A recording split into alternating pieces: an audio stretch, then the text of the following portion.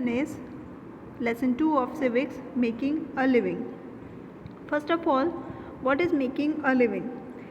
We need money to buy clothes, food and other basic necessities, and the means by which we get this money is called making a living. हमें survive करने के लिए कुछ basic चीज़ों की ज़रूरत होती है, लाइक फूड, खाना, कपड़े. तो उन सब चीज़ों को ख़रीदने के लिए, लेने के लिए हमें पैसों की ज़रूरत होती है, राइट. तो ऐसी कुछ जो मीन्स होते हैं जिससे हमें पैसा मिलता है, that is making a living. The different methods we use to earn a living are known as occupation. तो हमें डिफरेंट पैसा कमाने के लिए जो लोग डिफरेंट काम करते हैं उसे बोला जाता है ऑक्यूपेशन. अलग अलग काम. And occupation is a trade or a job that is followed to earn money. And there are different occupations in the economy, and different occupations are divided into 3 sectors. तो वो different works हैं, उन्हें 3 sectors में divide कर दिया गया है अपनी economy में. And these 3 sectors are primary sector, secondary sector and tertiary sector. So these are 3 sectors of Indian economy, right? So first of all, we will study about primary sector or primary activity. Primary occupation include agriculture, grazing of animals, lumbering, fishing and mining. These activities produce products from the natural resources and most of the rural people are engaged in primary activities. अब primary activities में क्या होता है, जो भी चीज़ें हमें nature से मिलती है, नेचुरल रिसोर्स से जो भी चीज़ें बनती हैं वो सब चीज़ें आ जाती है प्राइमरी सेक्टर में. ओके, लाइक एग्रीकल्चर करना, डेयरी. अब कोई गाय रखता है, उससे दूध आता है, तो दैट इज़ प्राइमरी सेक्टर, वो प्राइमरी एक्टिविटीज़ में आ जाएगा. फिशिंग, माइनिंग, ओके, ये सब चीज़ें जो चीज़ें हमें नेचुरल रिसोर्सेज से मिलती है, नेचुरल रिसोर्सेज से जो प्रोडक्ट्स मिलते हैं, वो जो काम होता है, एक्टिविटी होती है, वो सब होती है प्राइमरी एक्टिविटी. अब यहाँ आप पिक्चर्स देख सकते हो, agriculture and related sectors. Second is secondary sector और secondary activity. Secondary occupation are those in which the activity related to processing of primary products. अब इसमें क्या होता है, सेकेंडरी एक्टिविटी या सेकेंडरी सेक्टर में क्या होता है, जो भी प्राइमरी प्रोडक्ट होते हैं उसको आगे प्रोसेस करके एक फाइनल प्रोडक्ट बनाया जाता है. लाइक कॉटन होती है, वो ग्रो की जाती है एग्रीकल्चर वाले फील्ड में. तो वो एग्रीकल्चर करना, क्रॉप ग्रो करना, कॉटन ग्रो करना, वो सब क्या हो जाएगा, प्राइमरी एक्टिविटी. अब उस कॉटन से फैब्रिक बनाना, तो वो कॉटन टेक्सटाइल में, that is secondary activity. Okay, final product तक बनाना, उसे वो हो जाएगा सेकेंडरी एक्टिविटी में. For example, manufacturing of cotton textile is a secondary occupation as it involves processing of cotton. Here you can see, आप देख सकते हो कॉटन से एक फैब्रिक बन रहा है ना. तो कॉटन तो हो गया प्राइमरी में, क्योंकि वो वहाँ पर ग्रो होता है कॉटन, उसे प्लग करके आगे भेजा जाता है, एंड आगे जब उसे एक फाइनल गुड में बनाया जाता है, that is secondary activity. Like sugar cane. अब गन्ना होता है, वो गन्ना खेतों में होता है, तो गन्ने को ग्रो करना, कट करना, वो सब हो जाएगा प्राइमरी सेक्टर. एंड गन्ने से फिर शुगर या jaggery banana, that is secondary activity. Okay, and our last sector is tertiary sector or tertiary activity. Tertiary occupations include provision of various services like education, health, transport or trade to the people. Tertiary sector में क्या होता है कि जो भी secondary चीज़ बन गई है उसको आगे हेल्प करने के लिए उसमें इससे रिलेटेड होता है. ओके, तो इसमें like transportation, communication, banking, doctors, police, teachers, इस टाइप के कुछ वर्क होते हैं, ये सब आते हैं टर्शरी सेक्टर में. लाइक जनरेट सर्विसेज, आगे जो फाइनल प्रोडक्ट हो गया है, फाइनल प्रोडक्ट से भी आगे उनको जनरेट करने के लिए वो सर्विस प्रोवाइड करते हैं. तो ये दीज आर सम सर्विसेज, ये एक सर्विस होती है. ओके, ये सर्विसेज को बोला जाता है tertiary activity. Here you can see a picture interdependence of occupations. अब इसके अंदर जो तीनों सेक्टर्स हैं वो एक दूसरे पे डिपेंडेंट हैं. ऐसा नहीं है कि प्राइमरी को सेकेंडरी की ही ज़रूरत पड़ती है या सेकेंडरी को टर्शियरी की ज़रूरत पड़ती है, तीनों सेक्टर को एक दूसरे की ज़रूरत पड़ती है। प्राइमरी सेकेंडरी को food and raw material provide कराता है एंड सेकेंडरी प्राइमरी को फिनिश्ड गुड प्रोवाइड कराता है। लाइक प्राइमरी में एग्रीकल्चर होता है, खेती होती है, तो उन्हें क्या करना पड़ता है, ग्रो करना पड़ता है। तो ऐसा ही नहीं है, ग्रो करने के लिए बीज की भी ज़रूरत होती है, तो वो बीज उन्हें कहाँ से प्रोवाइड होते हैं, सेकेंडरी सेक्टर से। ओके, तो ऐसे ही these three sectors are interdependent, ये एक दूसरे से कनेक्टेड हैं, एक दूसरे पे डिपेंडेंट हैं। ना rural livelihood, according to the 2011 census 68% of the population of India was living in rural areas and out of this 65% of the population was engaged in agriculture. अब 2011 के एक सर्वे में पता चला है कि टोटल इंडिया का टोटल पॉपुलेशन में 68%, टोटल में से 68% है वो गांव में रहते हैं, रूरल एरियाज़ में रहते हैं, एंड उसमें से भी 65 पॉपुलेशन है वो टोटल एग्रीकल्चर में एंगेज है। तो 68 में 65% टोटल एग्रीकल्चर में एंगेज है, जो 2-3% हैं वो आगे टर्शरी और सेकेंडरी सेक्टर में एंगेज हैं। Now different types of farmers, अब गांव में जो डिफरेंट टाइप्स ऑफ फार्मर्स भी होते हैं, फार्मिंग होती है, तो फार्मर्स डिफरेंट टाइप्स के होते हैं। Landless agricultural workers, so first is landless agricultural workers. तो लैंडलेस वर्ड से ही पता चल रहा है कि जिनके पास कोई भी ज़मीन नहीं होती है। These are those who do not have their own land and work on their fields of other farmers. तो ऐसे फार्मर्स जिनकी खुद की कोई ज़मीन नहीं होती, वो दूसरों के ज़मीन पे काम करते हैं। They are 30% of our rural household. Most of them live below the poverty line. Poverty line means गरीबी रेखा, वो जो होते हैं वो गरीबी रेखा से भी नीचे होते हैं। ओके, ये जो लैंडलेस एग्रीकल्चरल वर्कर होते हैं, they work on others field. Second is marginal farmers. These are the farmers who have land from 1 hectare to 2.5 hectares.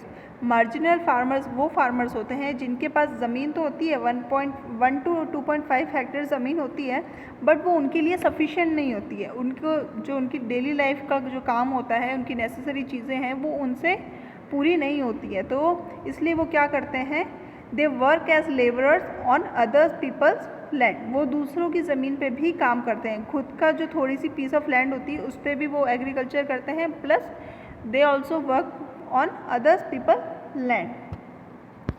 Third type of farmers are small farmers. Small farmers वो होते हैं जिनके पास 2.5 से 5 hectare ज़मीन खुद की होती है। Okay, and they are sufficient for simple living. वो जो लैंड होती है उनके लिए वो इनफ होती है ताकि वो अपना खुद का काम चला सकते हैं।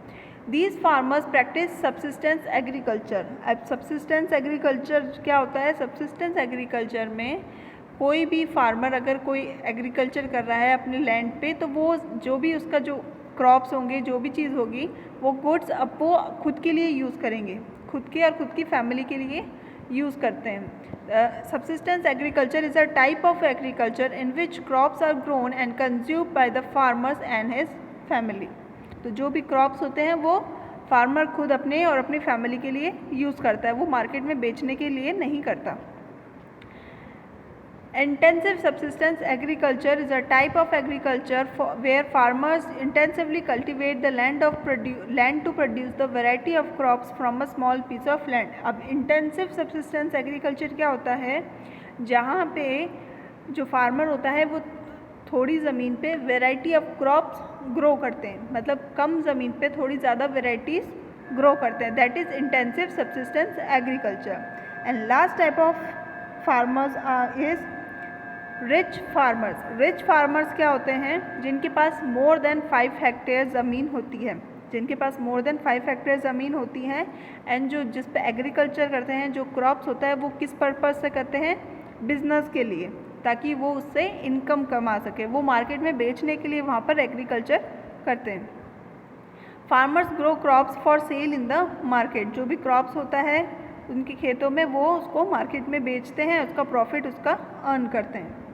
And this farmer use modern machineries and modern methods of production. तो वो क्या यूज़ करते हैं, जो मॉडर्न मशीनरीज होती हैं, जो भी खेती में जो भी मशीनरी यूज़ की जाती है, प्रोडक्शन नए नए मेथड्स होते हैं, वो सब वो यूज़ करते हैं। नाउ अर्बन लाइवलीहुड, अब सिटीज़ की लाइफ कैसा है। According to 2011 census 32% of the total population of India lives in urban areas. अब टोटल पॉपुलेशन, इंडिया की टोटल पॉपुलेशन में से 32% लोग हैं, पॉपुलेशन है that lives in urban areas, that means cities में वो लोग रहते हैं। Most of the secondary and tertiary activities have their base in urban areas. अब यहाँ पर most of the secondary and tertiary activities है वो वहाँ पर सिटीज़ में होती है। जो सेकेंडरी और टर्शियरी है वो सेक्टर्स सिटीज़ में ज़्यादा होते हैं एंड प्राइमरी सेक्टर्स ज़्यादातर रूरल एरियाज़ में होते हैं। So people of rural areas are migrating toward the urban areas. तो इसलिए क्या होता है, जब सिटीज़ में ज़्यादा अपॉर्चुनिटीज़ हैं तो गांव के लोग भी ज़्यादा सिटी में माइग्रेट करना स्टार्ट कर देते हैं। Okay, and what is migration? Migration is movement of people from one region to another is called migration. मतलब एक जगह से दूसरी जगह जब लोग जाते हैं, दैट इज़ माइग्रेशन। अब माइग्रेशन के मेन 2 कॉजेज़ हैं, माइग्रेशन के 2 कॉजेज़ हैं, that is migration factor and second is attraction factor. So what is migration factor? Migration में rural life in India is fraught with many difficulties such as less opportunities of employment. गाँव के लोगों को employment कम मिलती है, job कम मिलता है, income कम मिलती है। Lack of educational and training facilities, गाँव में जो पढ़ाई लिखाई का होता है वो फैसिलिटीज़ भी कम होती हैं, ट्रेनिंग सेंटर्स नहीं होते, हेल्थ एंड मेडिकल फैसिलिटीज़ नहीं होती, अच्छे हॉस्पिटल्स नहीं होते, डॉक्टर्स नहीं होते। तो उनको क्या होता है, वो प्रॉब्लम से, ये सब इनके लिए प्रॉब्लम्स है, तो इन प्रॉब्लम से छुटकारा पाने के लिए वो लोग सिटीज़ में मूव करते हैं ताकि सिटीज़ में उन्हें बेटर फैसिलिटीज़ मिले। सो ये हो गया हमारा migration factor. Okay, and second factor is attraction factor.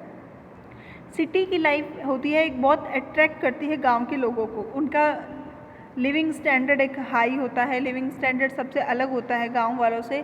तो वो सब चीज़ें उन्हें बहुत अट्रैक्ट करती हैं। सिटीज़ की फैसिलिटीज़, सिटीज़ में जो डेवलपमेंट्स होता है, रेस्टोरेंट्स, पार्क्स, रेलवेज़, ये सब सारी चीज़ें ज़्यादा सिटीज़ में होती है। जॉब अपॉर्चुनिटीज़, ऑफिसेज़ ज़्यादा होते हैं, ज़्यादा कंपनीज़ होती हैं। सो वहाँ पे एक वो अट्रैक्शन फैक्टर है, इसलिए गांव के लोग ज़्यादातर सिटीज़ में मूव करते हैं। तो ये 2 फैक्टर्स थे, मेन कॉजेज़ ऑफ माइग्रेशन है, migration factor and attraction factor. Now unemployment, what is unemployment? The situation in which a section of people who are able and willing to work but do not find gainful work is referred to as unemployment।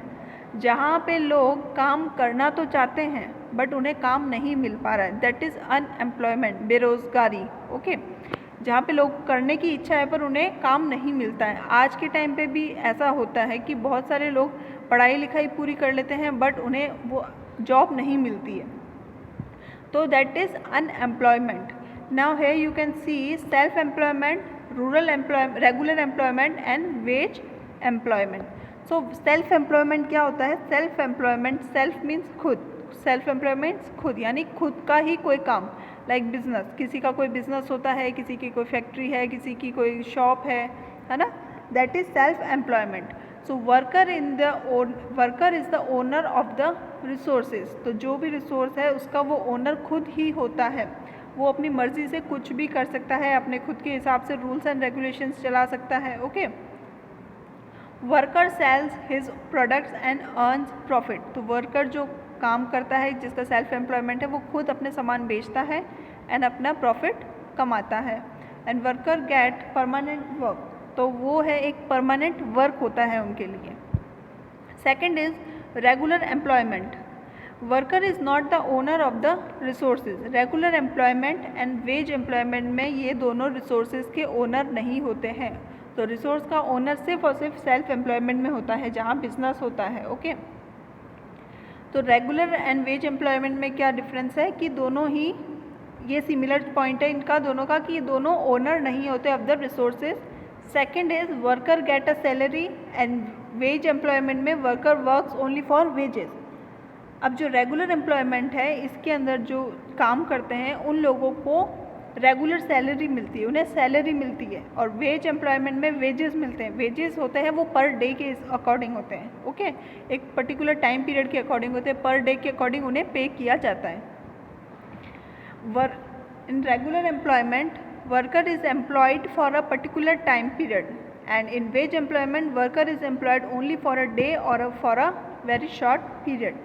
अब regular employment में ये हमेशा इनकी salary रहती है for 12 months, 3 years, 5 years, जो contract basis पे चलते हैं। एंड वेजेस एम्प्लॉयमेंट में उनका कुछ फिक्स नहीं होता, उन्हें पर डे के हिसाब से सैलरी पैसा मिलता है, तो वो या तो कुछ डेज़ के लिए काम करते हैं या फिर कुछ वेरी शॉर्ट टाइम के लिए, बहुत कम टाइम के लिए वो लोग काम करते हैं। उनका कोई फिक्स काम नहीं होता कि एक ही जगह पे उन्हें फिक्स काम करना है, ओके।